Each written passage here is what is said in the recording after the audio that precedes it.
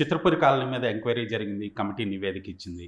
దానిపై ఆ కమిటీలో జరిగిన అవినీతి కావచ్చు, లేదా ఏదైనా ఎక్స్ట్రా పేమెంట్‌కి సంబంధించి మీరు కూడా బాధ్యులుగా అక్కడ తేలింది కాబట్టి దానిపై మీ వివరణ ఏంటి? ఆ ఎంక్వైరీ రిపోర్ట్ మీ అందరూ కూడా క్షుణ్ణంగా చూసుంటారు. 2005 నుంచి 2020 వరకు కాంట్రాక్టులకు అడ్వాన్స్‌లు ఇచ్చిన విషయంగా 2019లో 51 ఎంక్వైరీ వేయడం జరిగింది. అప్పుడు బట్టి విక్రమార్క గారు అసెంబ్లీలో మాట్లాడటం, దానికి అనుగుణంగా ఇప్పుడు ప్రభుత్వం వేయటం జరిగింది. దానికి అనుగుణంగా 111 కోట్లు కట్టాలని చెప్పేసి 2021లో రిపోర్ట్ రావడం జరిగింది. అప్పుడు నేను అధ్యక్షులుగా ఉన్నాను కాబట్టి ఆ 111 కోట్లలో ఐవీఆర్సీలు కట్టవలసిన 46 కోట్లు కూడా మేము ఎన్సీఎల్టీకి వెళ్ళి కొట్లాడి సాధించాం కాబట్టి ఇప్పుడు ఆ 46 కోట్లు తగ్గింది. అంటే 46 కోట్లు వచ్చిందేమో అనుకుంటారు, ఇంకా రాలేదు. కానీ 46 కోట్లు సొసైటీకి రావాలి అని చెప్పేసి తేల్చారు కాబట్టి అది ఐవీఆర్సీలతో కొట్లాడి ఆల్రెడీ ఎన్సీఎల్టీలో ఉంది కాబట్టి ఐవీఆర్సీఎల్ ఒక కంపెనీ వేరే వాళ్ళు కొన్నారు కాబట్టి ఆ కొన్న కంపెనీ వాళ్ళు డబ్బు కడతారు కాబట్టి ఆ డబ్బు కట్టే విధానంగా సొసైటీకి ఎంత రావాలో అంత చెల్లిస్తారు కాబట్టి దాన్ని పక్కన పెట్టడం జరిగింది.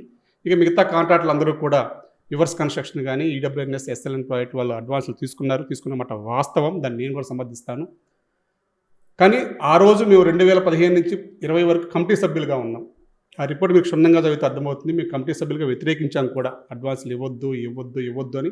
అడ్వాన్సులు ఎక్కువగా ఇస్తున్నందుకు నాయకత్వాలు కూడా మార్చాం, మీకు తెలుసు. అప్పుడున్న అధ్యక్షులు కూడా మేము మార్చడం జరిగింది. అయినా సరే ఇంకా కోఆపరేటివ్ యాక్ట్ ఉంటుంది కాబట్టి ఆ యాక్ట్కు అనుబంధంగా ఎవరు తప్పు చేసినా సరే 11 మంది సభ్యులు బాధ్యులను చేస్తూ నేను తీర్పు రావడం జరిగింది. ఆ తీర్పునైతే నేను గౌరవిస్తున్నాను. ఆ తీర్పుకి న్యాయబద్ధంగా ఏ నిర్ణయం ఉంటే ఆ నిర్ణయానికి మీకు కట్టుబడి ఉండాల్సిందే, దానికి మినహాయింపు ఎవరికి ఉండదు.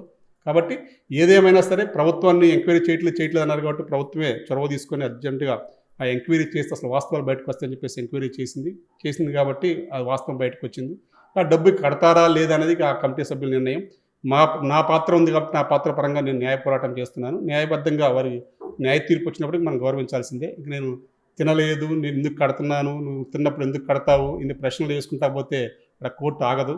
అది ఇక ఈపీ నోటీసులు, కోఆపరేటివ్ అధికారులు ఈపీ నోటీసులు, ఆస్తుల అటాచ్మెంట్, ఇక వివిధ రకాల చర్యలు తీసుకుంటూ ఉంటారు. కాబట్టి ఏదున్నా మన కార్మికుడికే ఇస్తున్నాం కాబట్టి, సొసైటీకే కడుతున్నాం కాబట్టి, సొసైటీ సంక్షేమన్నా బాగుపడుతున్న ఉద్దేశంతో నాకు ఉంది కాబట్టి ఇంకా ఫైనల్గా న్యాయస్థానం కనుక ఏ తీర్పు ఇస్తా తీర్పు అనుబంధంగా నేనైతే ఆ రిపోర్ట్కి కట్టుబడి ఉంటాను. రైట్. చిత్రపురికి ఉన్న లోటుని భర్తీ చేయడానికి మీరు ఒక ప్రైవేట్ పార్టీ దగ్గర అప్పు తీసుకొచ్చారు. అది న్యాయసమ్మతమేనా? అసలు మీకు ఇందాక కూడా క్లారిటీగా చెప్తున్నాను. ఇప్పుడు కూడా ఆ రోజు మేము చేసింది న్యాయసమ్మతమే. ఎందుకు అంటే కోఆపరేటివ్ యాక్ట్ ప్రకారం ఒక ఎన్ఆర్ఐ దగ్గర తీసుకోవచ్చు. చదలవాడ రాజేష్ గారు కూడా ఒక ఎన్ఆర్ఐ. కానీ ఎన్ఆర్ఐ ఇంకొకటి పక్కన పెడితే ఆ రోజు మన సొసైటీ ఒక న్యాయబద్ధంగా ఆలోచించేయండి. ఆ రోజున్న సొసైటీ ఎన్పి అయిపోయింది. ఎన్పి మేము వచ్చే 2020 తర్వాత కాలేదు, అంతకు ముందే అయింది. అయినా సరే గత పాలకవర్గం చేసింది కదా అని చెప్పేసి మేము పక్కకు తప్పుకుంటే ఆ రోజు మన సొసైటీ ల్యాండ్ అంతా పోతే, సభ్యులందరూ రోడ్డున పడిపోతే మరి దానికి బాధ్యులు ఎవరు? మన యాక్ట్ ప్రకారం ఒకసారి ఎన్పి అయితే ఏ నేషనల్ బ్యాంకు ఇవ్వదు, అది ప్రపంచానికి తెలుసు. ఒక ఆర్బీఐ అప్రూవ్ ఉన్న ప్రైవేట్ ఫైనాన్స్ కూడా ఇవ్వరు. ఎందుకంటే దానికి ఎలా చేయాలని చెప్పి బజ్జన పడ్డాం, 1 year పడ్డప్పుడు అదే వాళ్ళు మన సభ్యుల సమక్షంలో ఒక నిర్ణయం తీసుకోండి, బైలా మార్చుకోండి అంటే సభ్యుల సమక్షంలో నిర్ణయం తీసుకొని నాకు తర్వాత ఎన్ఆర్ఐ దగ్గర నుంచి తీసుకోవచ్చన్న విషయం మాకు తెలియదండి. ఆ తర్వాత మేము అప్పుడు తీసుకున్నాం. నిజంగా మేము అయితే న్యాయబద్ధమా సమ్మతం అని కాదు, సొసైటీని కాపాడుకోవాలి లక్ష్యంతో మేము తీసుకున్నాం. తర్వాత మేము బైలా కూడా మార్చడానికి అమెండ్మెంట్ పెట్టాం. ఎందుకంటే ఫస్ట్ ఒక ముందు ఆ డాక్యుమెంట్ బయటకు వస్తే చాలు, ఇక్కడ 4500 మంది కుటుంబ సభ్యులు హ్యాపీగా ఉంటారు. లేకపోతే బ్యాంక్ ఆక్షన్ వేస్తే ఒకసారి ఎస్బీఐ బ్యాంక్ ఆక్షన్ వేసిందంటే దాన్ని కాపాడుకోవాలంటే మళ్ళీ బ్యాక్ తెచ్చుకోవాలంటే ఎంత కష్టపడాలో తెలుసు మీకు. ఆ రోజు సభ్యులందరూ ఆమోదించారు. ఇప్పుడు అదే పట్టుకొని ఆ రోజు సొసైటీకి వ్యతిరేకంగా యాక్ట్ విరుద్ధంగా లోన్ తీసుకున్నాడు అంటారు.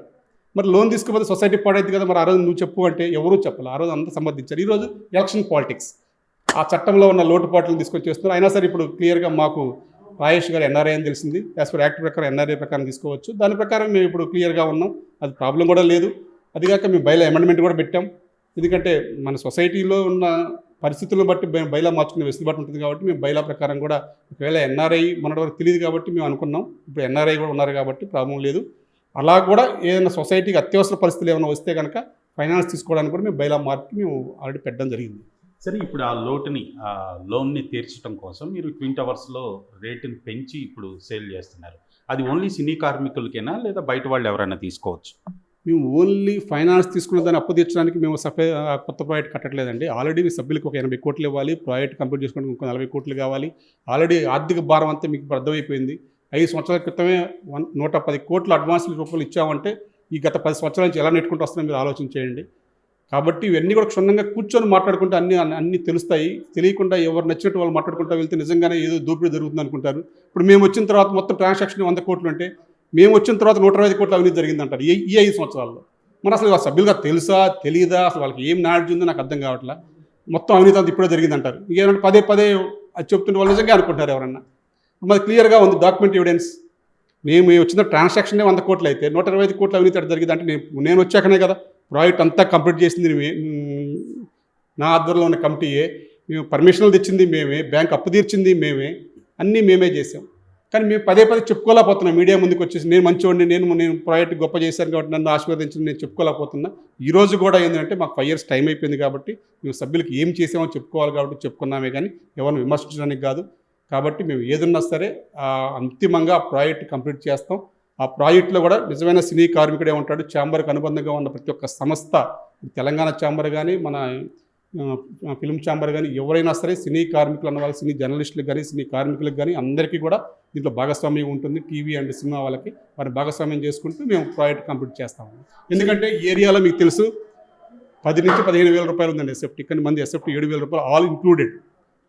కాబట్టి ఇంకా కొత్త ప్రాజెక్టులు ఏమొస్తే చూసుకొని కూడా ఒకసారి మళ్ళీ కొత్త నూతన కార్యవర్గం వచ్చిన తర్వాత ఒక 500 రూపాయలు తగ్గించైనా సరే ఒక ప్రాజెక్ట్ ఎలా కంప్లీట్ చేసుకోవాలి లక్ష్యంగా మేమందరం కూడా పెద్దలందరినీ సమన్వయం చేసుకొని పెద్దల సలహాలతో ఎలా చేయొచ్చో చూసుకొని తగ్గితే బాగుంటుంది అనుకుంటే తగ్గితే కూడా సొసైటీ ముందుకు వెళ్తుంది అనుకుంటున్నాం. తగ్గించడానికి కూడా సిద్ధంగా ఉన్నాం.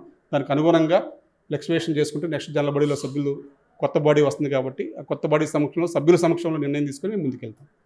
సరే, ఇంత లోటు ఉంది, ఇన్ని కష్టాలు పడుతున్నారు, లోన్లు తీసుకున్నాడు, ప్రభుత్వం నుంచి మీరు ఏమన్నా హెల్ప్ అడిగే అవకాశం ఉందా? అలాంటి ఆలోచన ఏదైనా ఉందా? అంటే ఇది సొసైటీ అండి. ఇప్పుడు మేము తప్పులు చేసి మా కమిటీ తప్పులు చేసి ప్రభుత్వాన్ని అడగడం కూడా భావ్యం కాదు. వారు పర్మిషన్ల విషయంలో కానీ వివిధ రకాల విషయాల్లో కానీ చాలా హెల్ప్ చేస్తున్నారు. అంతేగాని మేము తప్పులు చేసి వాళ్ళు మాకు ఆర్థికంగా సహాయం చేయనంటే ఎవరు చేయరు.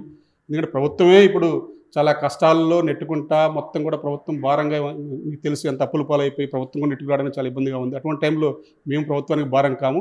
మేము కరెక్ట్గా ఉంటే చాలండి. మా ప్రాజెక్టు మేము కంప్లీట్ చేసుకునే లక్ష్యం ఉంది. ప్రాజెక్టులు అందరూ కలిసి కనుక కూర్చుంటే కనుక ఈజీగా సంక్షేమం నుంచి బయటపడవచ్చు. కానీ పదే పదే ఆరోపణలు చేసే వాళ్ళు కూడా చూడండి, పదే పదే వాళ్ళు 5-6 తప్ప ఎక్కడ మీడియా ముందు రారు.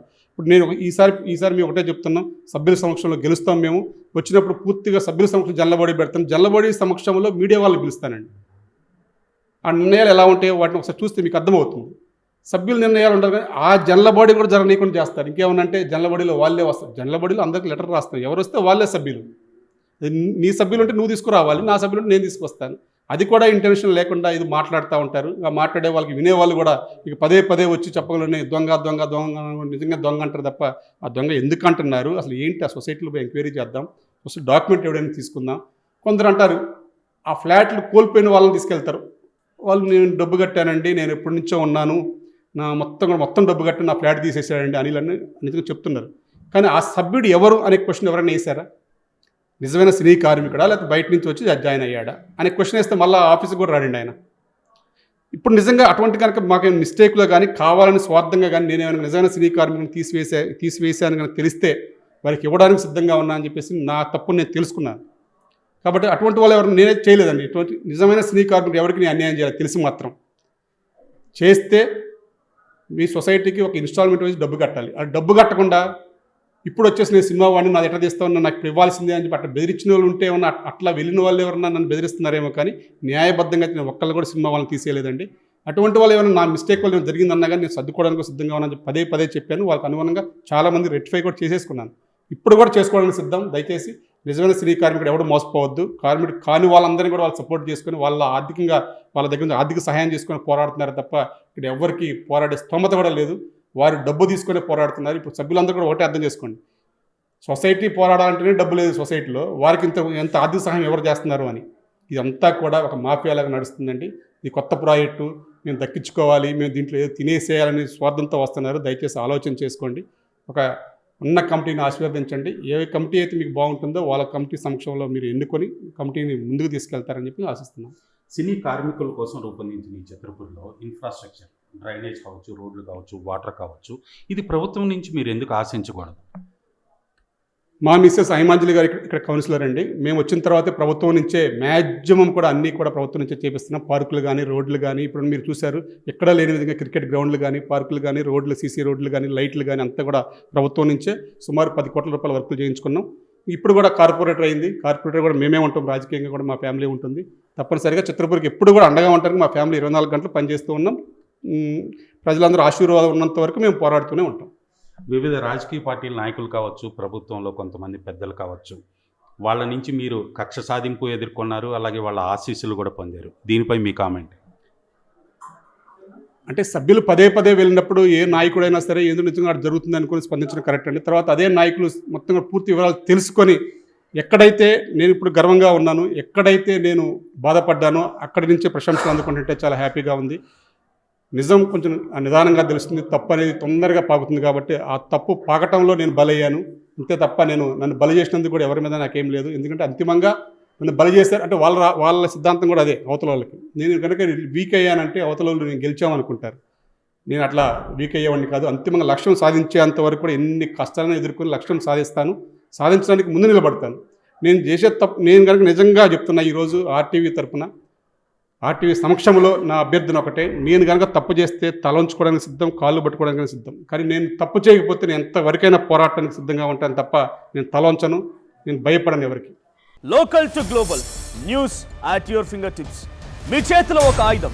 Download Raw TV app. Media legend Ravi Prakash is back.